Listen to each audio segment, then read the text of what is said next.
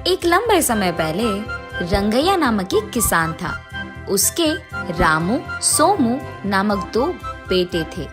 उनमें रामू बड़ा था और सोमू छोटा। सोमू हमेशा अपने पिता की मदद करता था। उसके पिता के हर काम में खेती, लकड़ियां काटना और बेचना, ऐसे सारे कामों में उसके पिता का साथ देता था। कभी कभार तो वो अपने पिता को आराम करने के लिए कहकर सारे काम खुद कर लेता था।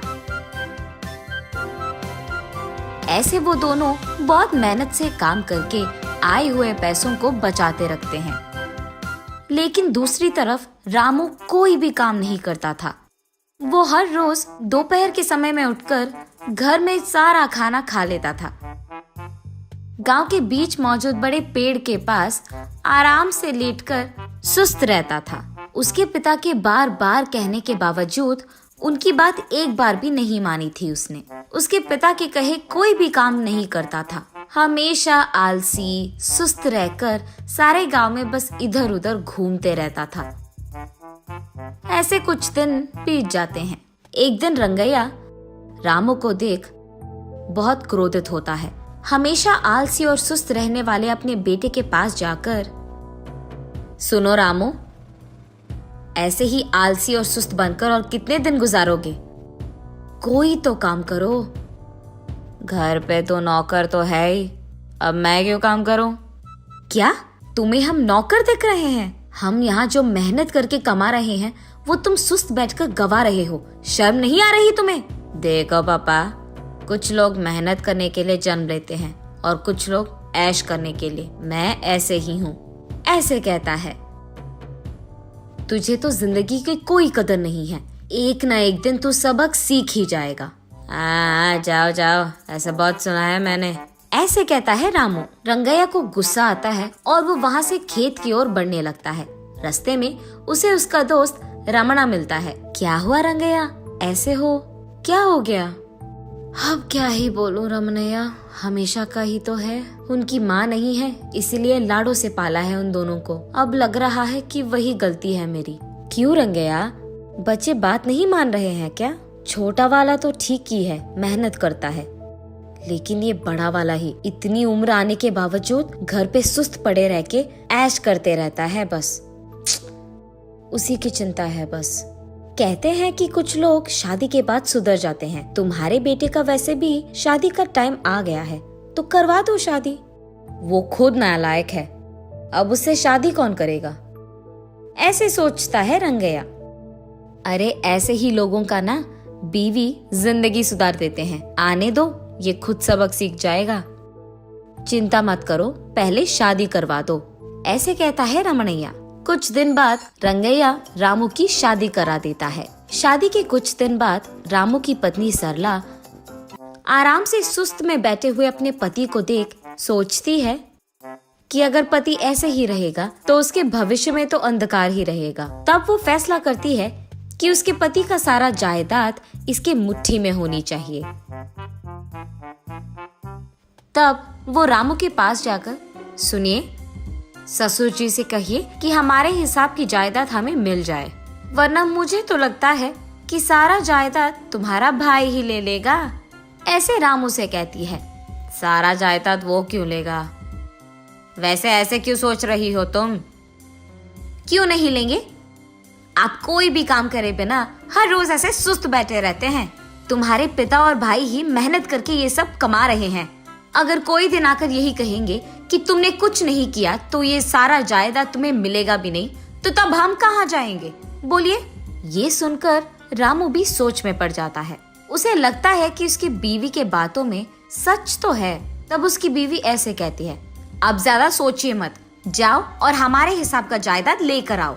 पैसे मिल गए तो ऐसे हर दिन सुस्त में आराम से बैठ पाओगे, ठीक है? और इतना ही नहीं, एक बार जो हमें हमारा हिसाब मिल गया ना, तो आपके भाई और पिता भाड़ में जाए, हमको क्या लेना देना। बात तो सही है। ऐसे कहता है रामू। अगले दिन सुबह रामू उसके पिता के पास जाकर, पापा, हमारे हिसाब का जायदाद हमें दे दो, ऐसे कहता है। क्या जायदाद में हिसाब? तुम्हारा है ही कहाँ जायदाद? ये सुनकर आश्चर्यचकित होकर रामू, हाँ ये क्या, जो भी हमारे पास है उसमें तो आधा मेरा हिस्सा है ना, और इतना ही नहीं, मैं तो बड़ा बेटा हूँ, इस कारण तो मुझे ज्यादा मिलना चाहिए। अब तक तुमने एक भी काम नहीं किया, 1 रुपए भी नहीं कमाया, और तुम्हें आधे से ज्यादा जायदाद मिलनी चाहिए। काम नहीं किया तो क्या हुआ, हमारी वंश की परंपरा के हिसाब से तो मुझे जायदाद आधे में मिलनी चाहिए। ठीक है, मेरे कमाए हुए पैसों में ये घर और वो खेत, बस ये दोनों आएंगे, इसलिए इसमें आधा हिस्सा तुम्हारे नाम पे मैं लिख दूंगा, लेकर चले जाओ, ऐसे कहता है रंगैया। हाँ, तो फिर बाकी के खेत? वो सब तुम्हारे भाई का मेहनत का काम है, वो तुझे कैसे देगा? उन पे तुम्हारा हक भी नहीं है। ये सब देख हैरान होकर रामू उसके बीवी के पास जाकर उसे सब कुछ बताता है। ठीक है, कम से कम ये तो मिला, पहले वो सब ना मेरे नाम कर दो, वरना वो भी ले जाएंगे तुम्हारे परिवार वाले। हाँ, उसकी ये बातें सुनकर रामू बिना कुछ सोचे समझे सारा जायदाद उसके बीवी सरला के नाम कर देता है। अब तक काम पे नहीं गए तुम?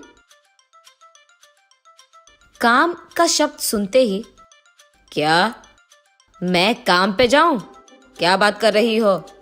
आराम से सुस्ती में बैठने के लिए तुम्हारे मेहनत के पैसे नहीं हैं यहाँ पे। आज से जितना तुम कमाओगे उतने में ही तुम्हें खाना मिलेगा, वरना अभी से तुम्हारा खाना पीना बंद, ऐसे गुस्से में कहती है। ये सब सुनकर हैरान होता है रामू। क्या 2 दिन पहले ही तो पूरा जायदाद मिला है हमें, ऐसे क्यों कह रही हो कि मेरे पास पैसे नहीं है?